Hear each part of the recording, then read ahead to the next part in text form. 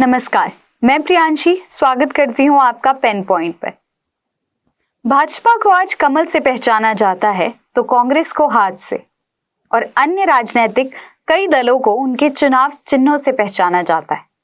मगर आजादी के बाद हुए पहले आम चुनाव में ऐसा नहीं था। हाथ का पंजा कांग्रेस का नहीं बल्कि किसी और दल का चुनाव चिन्ह था। हाथी, जो कि आज बहुजन समाज पार्टी की पहचान है, उस वक्त वह पार्टी ही नहीं थी मगर हाथी चुनाव चिन्ह था। 1951 और 52 में हुए चुनावों में किस राजनीतिक दल को क्या चुनाव चिन्ह मिले, आइए देखते हैं। इस क्रम में बताते हैं। तब देश की पुरानी पार्टी भारतीय राष्ट्रीय कांग्रेस का चुनाव चिन्ह था 2 बैलों की जोड़ी। वहीं उस वक्त की दूसरी बड़ी समझी जाने वाली सोशलिस्ट पार्टी का चुनाव चिन्ह था पेड़।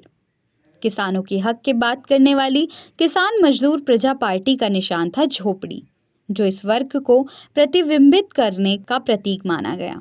ठीक इसी तरह से विचार रखने वाली कम्युनिस्ट पार्टी ऑफ इंडिया का चुनाव निशान हंसिया और बाली था, जबकि आज की कमल निशान वाली बीजेपी की मूल पार्टी रही ऑल इंडिया भारतीय जनसंघ का चुनाव निशान ये वाला था।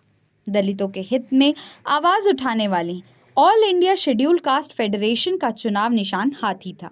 ये चुनाव निशान आज दलित हितों का दावा करने वाली बीएसपी के पास है, जबकि तब राम राज्य की बात करने वाली अखिल भारतीय राम राज्य परिषद का निशान उगता हुआ सूरज था। कहीं कृषि कार्य लोक पार्टी, यह पार्टी भी किसानों का प्रतिनिधित्व करने वाली मानी जाती थी। इसका चुनाव निशान था अनाज उगाता हुआ किसान, जबकि धर्म की राजनीति के लिए जाने जाने वाली अखिल भारतीय हिंदू महासभा का चुनाव चिन्ह घुड़सवार था। तब all India Forward block Marxist का चुनाव निशान शेर था। वहीं हाथ का पंजा निशान ऑल इंडिया फॉरवर्ड ब्लॉक रुइकार ग्रुप के पास था, जबकि रिवॉल्ट्री सोशलिस्ट पार्टी का फावड़ा बेलचा, जबकि रिवॉल्ट्री कम्युनिस्ट सोशलिस्ट पार्टी का जलती हुई मशाल चुनाव चिन्ह था, जबकि बोल्शेविक पार्टी का चुनाव चिन्ह सितारा था।